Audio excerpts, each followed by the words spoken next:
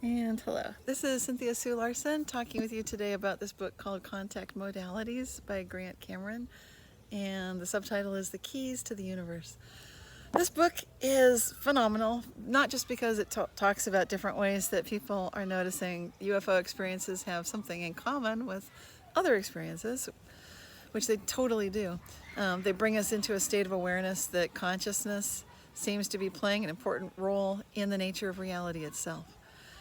So that's the key idea behind Contact Modalities. It's written by a UFO researcher, Grant Cameron, and he starts the book talking about things like brain structure, nature versus nurture, and he delves into Eastern modalities of how meditation and mantras can help us connect with consciousness on a level that gives us direct knowingness.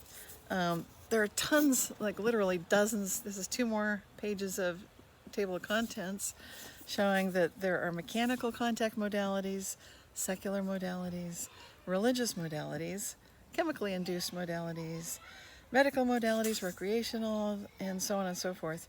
It even gets into divination tools. Basically, the core concept here is that when you want to directly access consciousness, your best friend is not going to be your rational, analytical, left brain part of your mind. That's the part that names, labels things. You may know the name of something but not know quite what it is.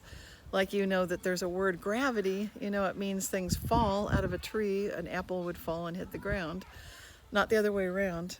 But in terms of what is gravity, analysis only goes so far.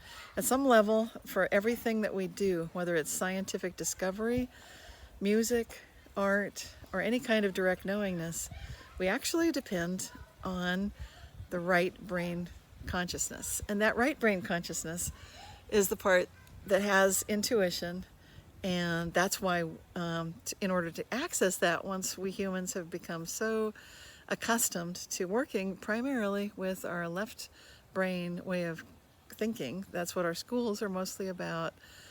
That's what our government and most of our social groups respect. And at this time, for the last 400 years, our Western model of consciousness has put left brain thinking on a pedestal.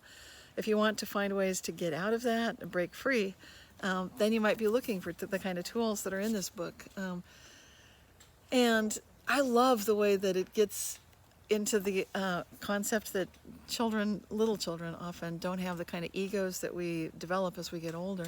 And so children are capable of having this direct access to intuitive knowingness. They know that they can directly experience things, like we see with near-death experiencers, out-of-body experiencers, lucid dreamers, and so on and so forth.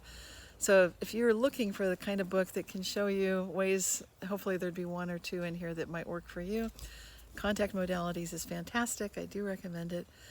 And again, the primary advantage for me, for someone to read this book, is to, even if you're on the fence about whether or not you think consciousness is primary, you might still be thinking, no, we're going to find the ways that our brain works by studying the neurons. We're going to see it's all material.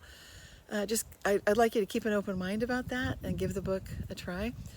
For those of you who already suspect or have a pretty strong hunch that consciousness is at the root of everything, and you just would like some tools to get your left brain thinking out of the way, I'm sure that you'll have lots to appreciate in this book.